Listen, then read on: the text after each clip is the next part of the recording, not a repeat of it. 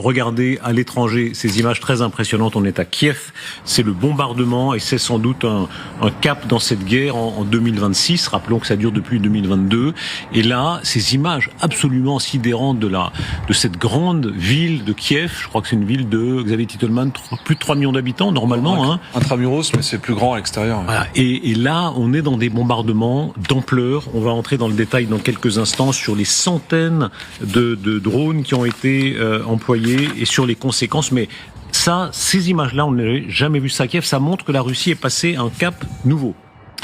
Dans la mesure où ils utilisent tous les missiles qui sont les plus difficiles à intercepter, les missiles aérobalistiques, les missiles hypersoniques, effectivement, les Ukrainiens, parce qu'on a arrêté de leur fournir des munitions, ils sont plus capables de les intercepter. Malheureusement pour eux, ça tire, ça tape, ça passe au travers, mais ça changeait en fait que ces missiles russes ont une précision qui est déplorable, puisqu'encore une fois, on a ce soir, je crois, 22 morts, des enfants, des immeubles d'habitation qui ont été touchés. Plus de 100 blessés, et je donne les chiffres effectivement, 656 drones, 73 missiles tirés. Voilà, et c'est principalement les missiles qui sont passés, parce que les drones et les missiles de croisière traditionnels sont très majoritairement interceptés.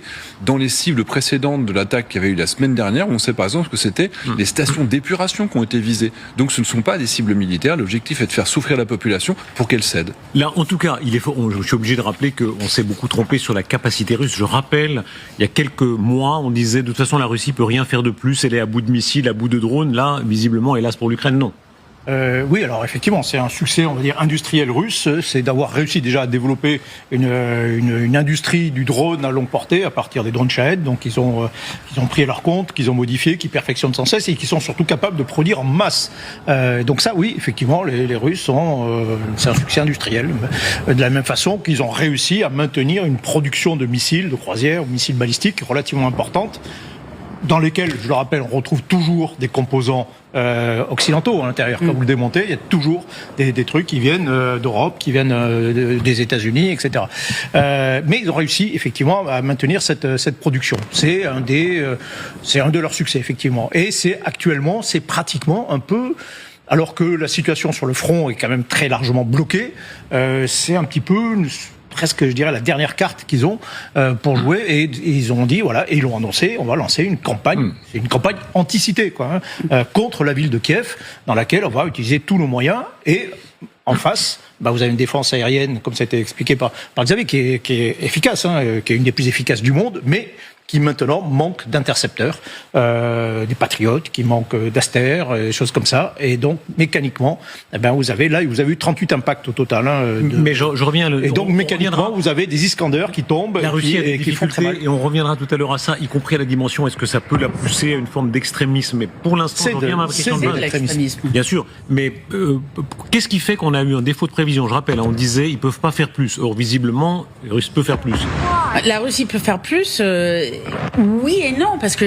Attendez, regardez, si vous étiez à Kiev, vous diriez pas ça. C'est pas... Clairement, mais c'est-à-dire qu'ils peuvent faire plus, mais en même temps, sur le front, ils avancent pas. Mais donc... à Kiev. Oui, mais à Kiev, ils ont des drones notamment, ils ont des missiles, mais aujourd'hui... Alors oui, on n'est pas en 2022 quand on pense à c'était des chars et des véhicules qui étaient coincés dans la neige. Ils ont beaucoup avancé, mais en même temps, ils gagnent pas la guerre. Enfin, moi, mais ça, on a compris. Mais attendez, on s'est pas compris. Là, notamment, l'Europe entière théoriquement soutient l'Ukraine. L'Europe entière. Une grande partie des pays de l'OTAN. L'OTAN, c'est la plus grande alliance de tous les temps, et on n'arrive pas à défendre une ville comme Kiev. C'est ça que je. C'est le manque alors là, pour le coup, c'est le manque de volonté politique.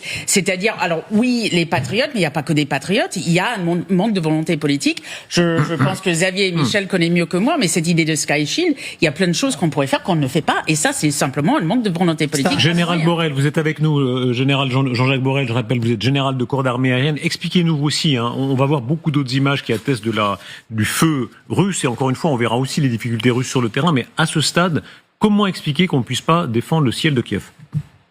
Je crois que tout a été dit. La grosse problématique, c'est que le soutien européen a tardé d'abord à se manifester, que le soutien américain s'est manifesté tout de suite, mais qui s'est ensuite réduit, et que aujourd'hui, les Ukrainiens ont des batteries patriotes, mais ils ont plus de missiles à mettre dedans, et que effectivement, il y a plus de missiles balistiques qui frappent, comme l'a expliqué Xavier ou comme l'a expliqué Michel, en disant, jusqu'à présent, on avait un taux d'interception qui était beaucoup plus important.